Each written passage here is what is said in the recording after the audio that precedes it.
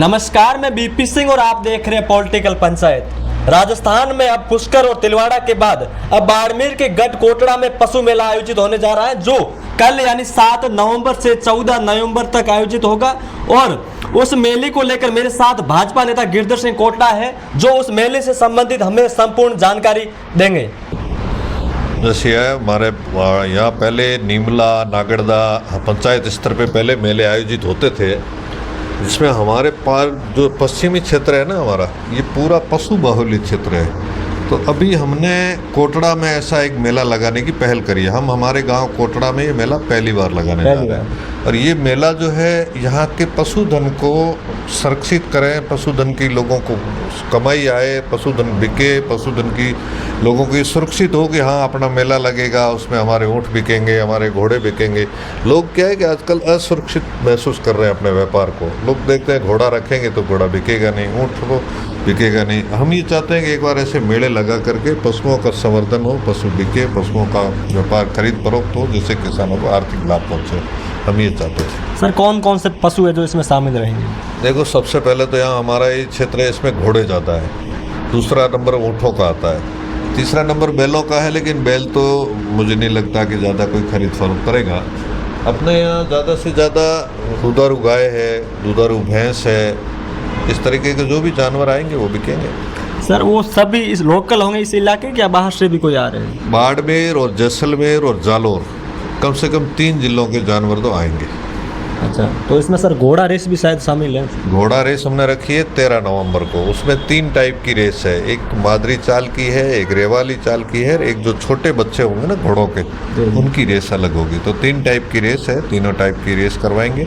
और ऊँटों को भी हमने प्रतियोगिता रखी है, उसमें श्रृंगार प्रतियोगिता है। ऊँटों का श्रृंगार करना, ऊँटों के लिए जो अलग से श्रृंगार होता है, ऊँटों की सवारी के लिए क्या क्या पलाण वगैरह कैसे करते हैं, ये सारी चीज़ें जो नई जनरेशन उनको दिखाएंगे भी, और इसके प्रतियोगिता भी कराएंगे। जो लोग आएंगे उनको उचित इनाम भी देंगे। सर, वो पौराणिक चीज़ होगी नहीं? हाँ, पौराणिक चीज़। अच्छा, तो उसके अलावा सर इनाम भी होगा जो जीतेगा उसके? हाँ, प्रोत्साहन राशि भी देंगे हम उनको।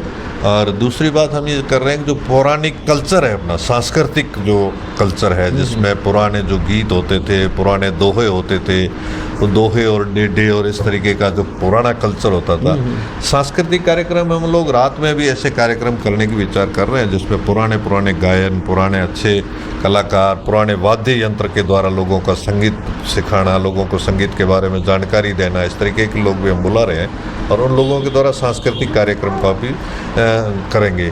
दूसरा, हमारे ये जो मेला है ये बागजी पशु मेला है। इस बागजी पशु मेले के लिए हमारे बागजी जो राणा जी कोटड़ा के थे, उसके समकालीन आसो जी रहे हैं, आसो जी बारठ, जो यहाँ से बागजी के चले जाने के बाद वो उदयपुर चले गए थे, और वहाँ उदयपुर राणा जी ने उनको गांव देके बिठा दिया था। तो हम उन लोगों को भी बुला रहे हैं, वो भी आएंगे। एक नाइट बागजी परिवार की जो भी हम परिवारजन हैं, बागजी परिवार के यहाँ हमारे 12 गाँव हैं आजकल। वैसे चंपाजी परिवार से हमारी यहाँ संस्था भी है, तो उस संस्था में जो भी है सब लोग उस दिन हाजिर रहेंगे, और वो लोग हमें आकर के यहाँ एंटरटेन करेंगे, लोगों को बताएंगे हमारे इतिहास के बारे में।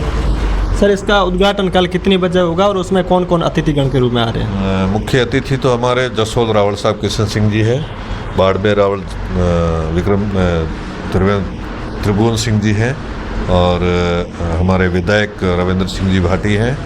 और भी बाड़मेर प्रशासन में बाड़मेर कलेक्टर को भी हम कह के आए हैं, एडीएम साहब को कह के आए हैं, बाड़मेर एसपी साहब भी आएंगे, और बहुत सारे अधिकारी, पशुपालन अधिकारी, कृषि विभाग के अधिकारी, प्रशासनिक अधिकारी, काफ़ी लोग रहेंगे। और बाकी हमारे आसपास के लोग जो मौजूद लोग हैं वो रहेंगे, और आमजन भी रहेंगे।